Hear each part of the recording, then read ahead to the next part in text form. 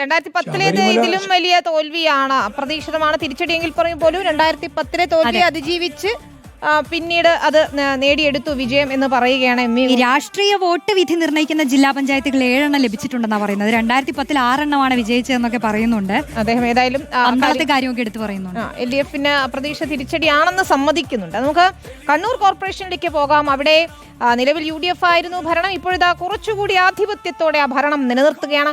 36 seat നേടിയാണ് UDF മുന്നേറ്റം. LDF 15 സീറ്റിലേക്ക് ഒതുങ്ങിയിരിക്കുന്നു. UDF വിമത ഭീഷണി ഉയർത്തിയ PK രാഗേഷും തോറ്റു. NDA 4 ഒരിടത്ത് സ്വതന്ത്രനും ജയിച്ചു. അഭിജിത്ത് മുഴക്കുന്ന ചേരുന്നുണ്ട്. അഭിജിത്ത്, എങ്ങനെയാണ് ഒരു ചിത്രം?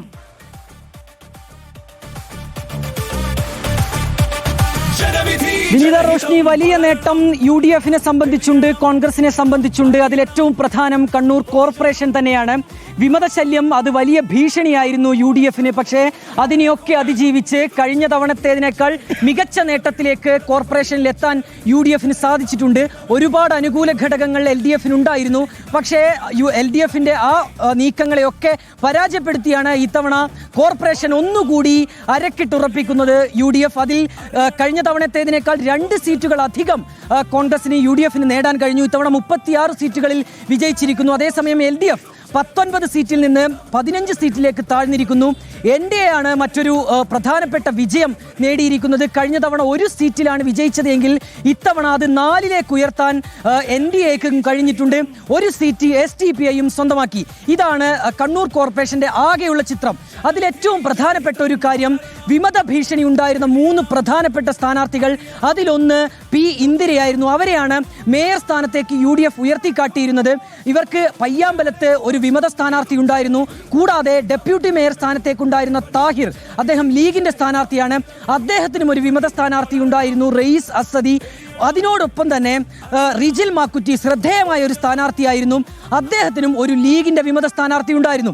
ഈ 3 പേരുടെയും വിജയം വലിയ ആശങ്കയായിരുന്നു UDF ക്യാമ്പിൽ സൃഷ്ടിച്ചിരുന്നത്. ഇവർ തോറ്റുപോകുമോ എന്നുള്ള ഭയം പോലും അത് UDF ക്യാമ്പിൽ ഉണ്ടായിരുന്നു. പക്ഷേ പ്രതീക്ഷകളെ, LDF പ്രതീക്ഷകളെ ഒക്കെ അസ്ഥാനത്താക്കിക്കൊണ്ട് ഈ 3 പേരും മികച്ച വിജയം നേടി എന്നുള്ളതാണ് ഈ കോർപ്പറേഷനിൽ കണ്ണൂരിൽ UDF ഏറ്റവും പ്രധാന നേട്ടമായി ഉയർത്തിക്കാട്ടാൻ കഴിയുന്നത്. ഇന്ദിര വിജയിച്ചിരിക്കുന്നു, റിജിൽ മാക്കുറ്റി വിജയിച്ചിരിക്കുന്നു, താഹിറും വിജയിച്ചിരിക്കുന്നു. അങ്ങനെ തങ്ങളുടെ പ്രധാനപ്പെട്ട സ്ഥാനാർത്ഥികളെ ഒക്കെ വിജയിപ്പിക്കാൻ കണ്ണൂർ കോർപ്പറേഷനിൽ UDF കഴിഞ്ഞിട്ടുണ്ട്. സ്വാഭാവികമായും മേയർ സ്ഥാനത്തേക്ക് ഇന്ദിരയ്ക്ക് തന്നെയാണ് സാധ്യത. അങ്ങനെയുള്ള ഒരു നീക്കത്തിലേക്ക് അത് അടുത്ത ദിവസങ്ങളിൽ തന്നെ അക്കാര്യം വ്യക്തമാക്കുമെന്നുള്ളതാണ് മാർട്ടിൻ ജോർജ് സൂചിപ്പിച്ച കാര്യവും. അതേസമയം LDF ലക്ഷ്യമിട്ടിരുന്നത് മറ്റുള്ള സ്ഥലങ്ങളിലൊക്കെ വലിയ ആധിപത്യം ഇടതിനുണ്ട്. പക്ഷേ അപ്പോഴും ഒരു ബാലികേറാമലയായി നിന്നിരുന്നത് കണ്ണൂർ കോർപ്പറേഷനാണ്. ഗ്രാമപഞ്ചായത്തുകളിൽ, ബ്ലോക്ക് പഞ്ചായത്തിലൊക്കെ എന്താണ് സ്ഥിതി?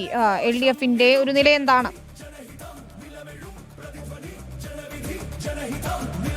വിനീത, അതിൽ ജില്ലാ പഞ്ചായത്തിന്റെ കാര്യത്തിലേക്ക് വരികയാണെങ്കിൽ അവിടെ പ്രത്യേകിച്ച് മാറ്റമൊന്നും ഉണ്ടായിട്ടില്ല. അവിടെ ചില സീറ്റുകൾ കയ്യിലേക്ക് എത്തിച്ചു എന്നുള്ളത് ഒഴിച്ചു കഴിഞ്ഞാൽ UDF വലിയ നേട്ടം അവകാശപ്പെടാനില്ല. LDF 17, UDF 8 എന്നുള്ളതാണ് ജില്ലാ പഞ്ചായത്ത് ഡിവിഷനിലേക്കുള്ള മത്സരത്തിന്റെ സ്ഥിതി. അതേസമയം ബ്ലോക്ക് പഞ്ചായത്തിൽ UDF 2, LDF 2, ഒരു ബ്ലോക്ക് പഞ്ചായത്തിൽ ടൈ ആണ്, എടക്കാട് പഞ്ചായത്തിൽ ടൈ ആണ്. കൂടാതെ ഗ്രാമപഞ്ചായത്തുകളിലേക്ക് വരികയാണെങ്കിൽ 49 ഗ്രാമപഞ്ചായത്തുകളിൽ LDF ആണ്. 21 ഗ്രാമപഞ്ചായത്തുകൾ വിജയിക്കാൻ ഇക്കുറി LDF കഴിഞ്ഞിട്ടുണ്ട്. മുണ്ടേരി പഞ്ചായത്തിൽ തുല്യത പാലിക്കുകയാണ്.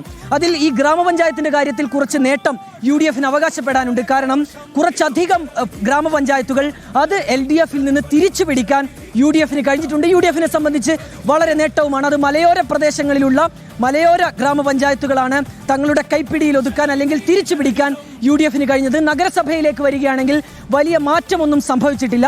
കഴിഞ്ഞ തവണത്തേതിന് സമാനമായ രീതിയിലാണ് ഈ നഗരസഭയുടെ കാര്യം. 3 നഗരസഭയാണ് കഴിഞ്ഞ തവണ UDF ഉണ്ടായിരുന്നത്. തളിപ്പറമ്പ്, ശ്രീകണ്ഠാപുരം, പാനൂർ. ഈ 3 നഗരസഭകളിലും ഇക്കുറിയും വിജയിക്കാൻ UDF കഴിഞ്ഞിട്ടുണ്ട്. ഏതായാലും കോർപ്പറേഷൻ ഒഴിച്ചു നിർത്തി മറ്റിടങ്ങളിലേക്ക് വരികയാണെങ്കിൽ LDF-നെ ഒന്ന് ഭയപ്പെടുത്താൻ UDF കഴിഞ്ഞിട്ടുണ്ട് എന്നുള്ളതാണ് വസ്തുത. ആ രീതിയിലുള്ള പ്രകടനമാണ് UDF-ന്റെ ഭാഗത്തുനിന്നുണ്ടായത്. അതേസമയം NDA-യും തങ്ങളുടെ നില മെച്ചപ്പെടുത്തിയിട്ടുണ്ട്. പല സ്ഥലങ്ങളിലേക്കും കടന്നു കയറാൻ ബിജെപിക്ക് കഴിഞ്ഞിട്ടുണ്ട്. അതാണ് കണ്ണൂരിലെ ചിത്രം. വിനീത, മുഖ്യമന്ത്രിയുടെ ജില്ലയിൽ, KPCC അധ്യക്ഷന്റെ ജില്ലയിൽ അങ്ങനെ കോർപ്പറേഷൻ UDF-ന് തുടർച്ചയാണ്. വലിയ മേധാവിത്വത്തോടെയുള്ള തുടർച്ച.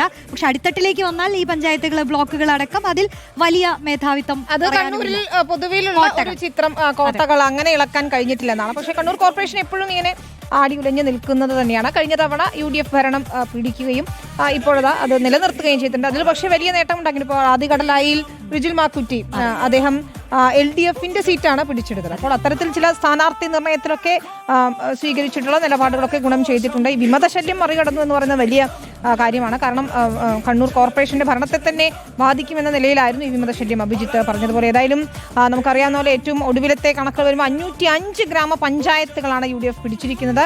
341 LDF-ന്റെ പക്കലുള്ളത്. 26 NDA-യും എന്ന നിലയിലേക്ക് എത്തുകയാണ്. ബ്ലോക്ക് പഞ്ചായത്തിൽ അത് UDF 78, LDF 64. അവിടെ NDA-ക്ക് കാര്യമായി ഒന്നും ചെയ്യാൻ കഴിഞ്ഞിട്ടില്ല. സ്വാഭാവികമായും അങ്ങനെ തന്നെയാണ്. ജില്ലാ പഞ്ചായത്തിലും 7 എന്ന നിലയ്ക്ക്, ഒപ്പത്തിനൊപ്പം എന്ന നിലയ്ക്കാണ്. അത് ഒരു ചിത്രം അതിൽ നിന്ന് തന്നെ വ്യക്തവുമാണ്. മുനിസിപ്പാലിറ്റിയിലേക്ക് പോകുമ്പോൾ 54 UDF, 28 LDF എന്ന നിലയ്ക്കാണ്. കോർപ്പറേഷനാണ് നമ്മളെ ഏറ്റവും കൂടുതൽ UDF-ന്റെ ഒരു മികച്ച വിജയം എന്ന് പറയാൻ കഴിയുന്നത്. 4 UDF വിജയിക്കുന്നത്. ഒരിടത്ത് LDF, അത് കോഴിക്കോടാണ്.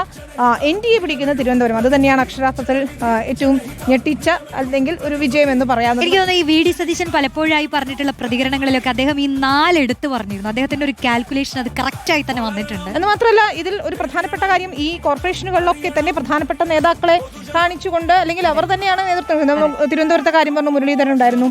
കോഴിക്കോടാണെങ്കിൽ രമേശ് ചെന്നിത്തല, അദ്ദേഹം അവിടെ ഗ്രൗണ്ടിൽ ഇറങ്ങി തന്നെ സ്ഥാനാർത്ഥി നിർണയത്തിലായാലും ഒപ്പം പ്രചാരണത്തിലായാലും ഒക്കെ അവിടെ മലബാറിൽ പലയിടങ്ങളിലും രമേശ് ചെന്നിത്തല ഉൾപ്പെടെയുള്ള നേതാക്കൾ ക്യാമ്പ് ചെയ്തുകൊണ്ട് തന്നെ പ്രചാരണത്തിൽ സജീവമായിരുന്നു.